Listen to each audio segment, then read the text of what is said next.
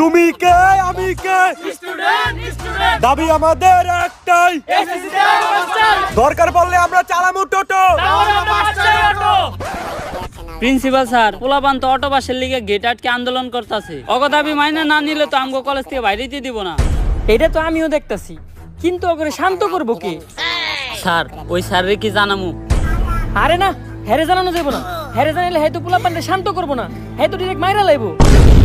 কিন্তু সকাল থেকে তো ওনারে দেখতেছি না, উনি আছে কই? স্যার, ওনারে তো আমি সকালবেলা ওনার গোডাউনের দিকে যাইতে দেখছি। গোডাউন? আরে ওনার গোডাউনেই তো ওনার সব অস্ত্রপাতি। উনি গোডাউনে কি করতে গেছে?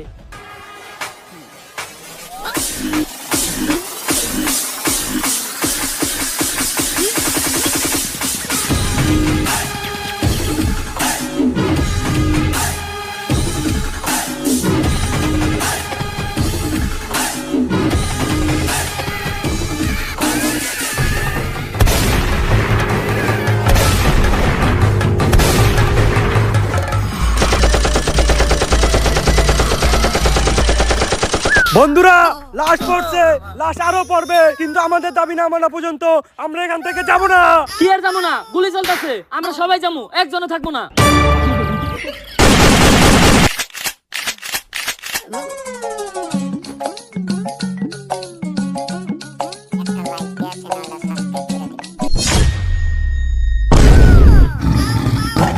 এটা কি জান নাকি অ্যাভেঞ্জারের তোর হাত পাতলেই অস্ত্র আইতেছে।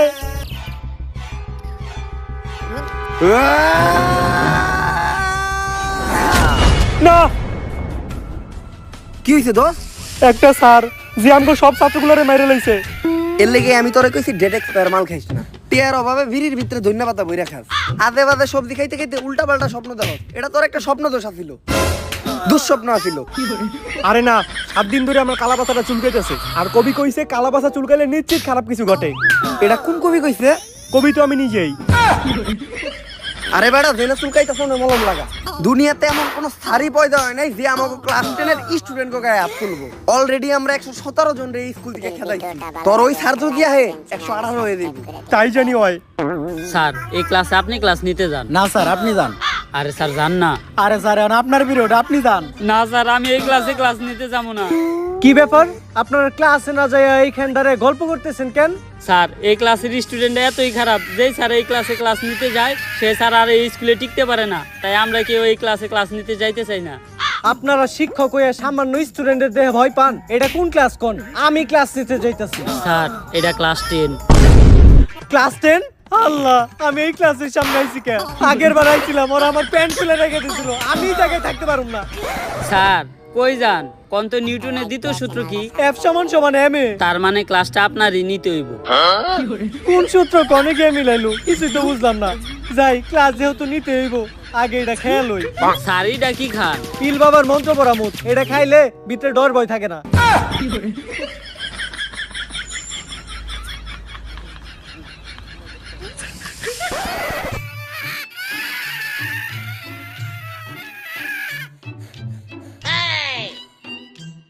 কি ব্যাপার প্রিন্সিপাল স্যার, আপনি তো ঢুইকা আমাকে সালাম দিলেন না? ভুল হয়ে গেছে গা। আসসালামু আলাইকুম। ওয়ালাইকুম আসসালাম।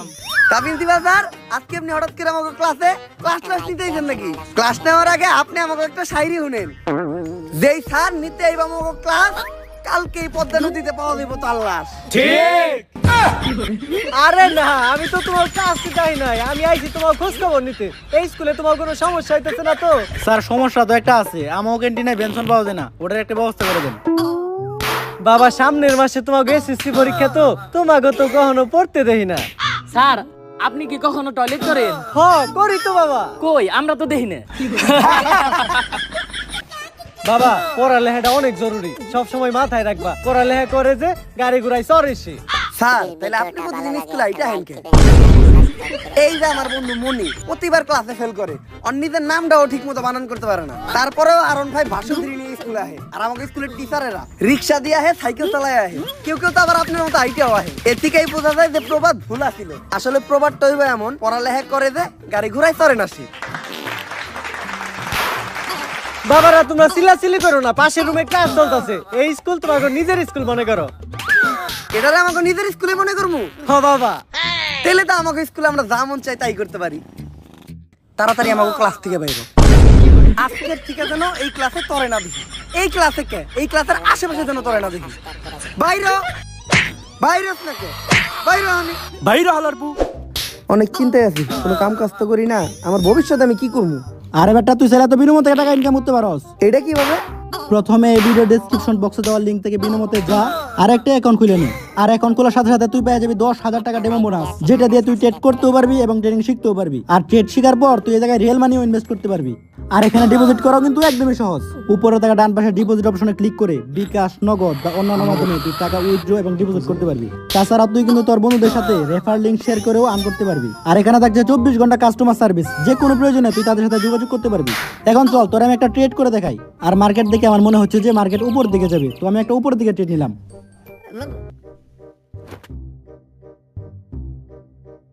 একটা লাইক দিয়ে চ্যানেলটা সাবস্ক্রাইব করে দিবেন।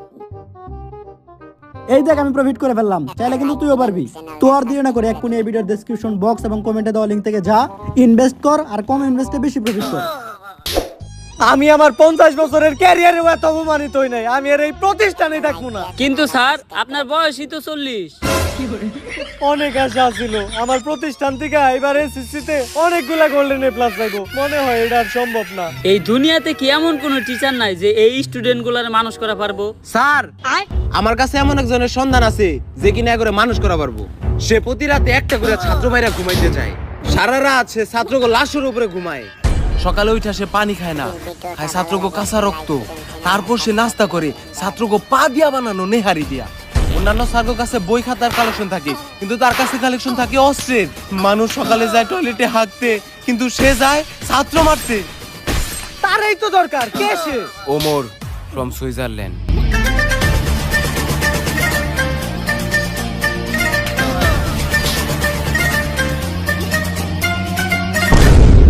আরে স্যার উনারে তো আমরা চিনি, 1000 ছাত্র কুপাই মারার দায়ে উনি তো এখন আয়না করে। যেভাবেই হোক উনার এই স্কুলে আনার ব্যবস্থা করো।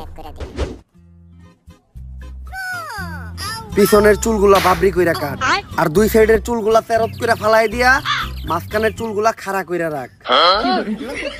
স্যার আপনার যে চুল, এই কাটিং তো পসিবল না। খুব বেশি হলে বিলেট দিয়ে সাইজটা সব চুল ফালাই দিয়া জনি সিক্স কাটিং দেওয়া পারি। আমি যেমনে কইছি অমনি কাট। আরে স্যার আমি তো ডাক্তার নাবিত না, আমি সব চুল টুল কাটতে পারি না। পারস না মানে? স্যার ভুলে কই লাইছে, আমার কিছু করেন না। খারান স্যার, স্যার আপনার একটা স্কুল থেকে ইন্টারভিউ নিয়ে ডাকছে। স্কুলের ইন্টারভিউ? ভিডিওটা ভালো তার মানে তো আমি আবার ছাত্র কমাইতে পারবো। এইবার আমার ছাত্র মারার 100তম সেঞ্চুরিটাও পূরণ হইব। তুই যা, আমি আমার অস্ত্রগুলা নিয়ে আইতাছি।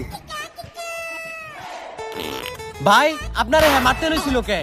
আয়না করে ওনারা এমন টর্চার করছে, ওনার মাথা গেছে নষ্ট হইয়া।